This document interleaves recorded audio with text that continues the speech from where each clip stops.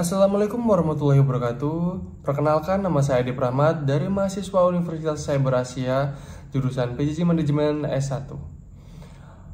Untuk kali ini saya akan menjelaskan, mempresentasikan jawaban dari UAS Perekonomian Indonesia, di mana 3 soal yang saya ambil adalah yang pertama, nomor 2, yaitu jelaskan konsep marginal efficiency of capital menurut John Maynard Keynes dan bagaimana konsep ini mempengaruhi keputusan investasi.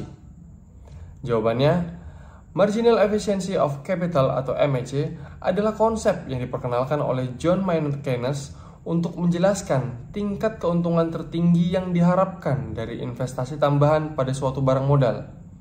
Secara sederhana, MEC adalah tingkat diskonto yang membuat nilai sekarang dari arus kas masa depan yang dihasilkan suatu investasi sama dengan biaya perolehannya. Menurut Keynes sendiri, keputusan investasi dilakukan apabila MEC lebih tinggi dari tingkat bunga pasar. Sebaliknya, jika MEC lebih rendah dari tingkat bunga, maka investasi tidak akan dilakukan karena dianggap tidak menguntungkan. MEC sangat dipengaruhi oleh ekspektasi pelaku usaha terhadap masa depan ekonomi. Jika prospek ekonomi cerah, maka MEC cenderung tinggi, sehingga mendorong investasi. Sebaliknya, dalam situasi ketidakpastian atau resesi, MEC akan menurun karena ekspektasi keuntungan juga menurun.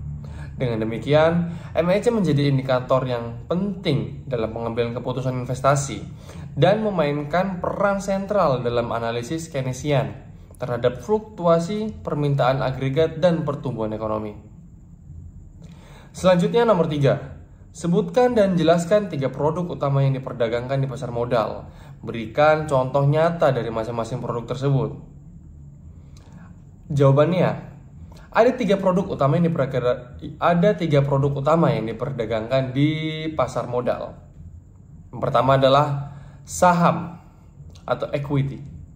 Saham adalah surat berharga yang menunjukkan kepemilikan seseorang atau entitas terhadap suatu perusahaan. Pemegang saham berhak atas dividen dan potensi kenaikan harga saham, serta memiliki hak suara dalam RUPS, Rapat Umum Pemegang Saham. Contoh nyata adalah saham-saham ini adalah BBCA, yaitu saham Bank Sentral Asia yang diperdagangkan di Bursa Efek Indonesia. Kemudian yang kedua adalah obligasi. Obligasi adalah surat utang yang diterbitkan oleh perusahaan atau pemerintah, di mana investor memberikan pinjaman dan akan menerima bunga tetap atau kupon, serta pelunasan pokok pada waktu jatuh tempo. Contoh, obligasi negara retail ORI,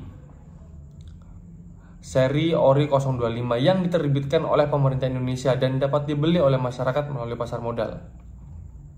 Yang ketiga, reksadana.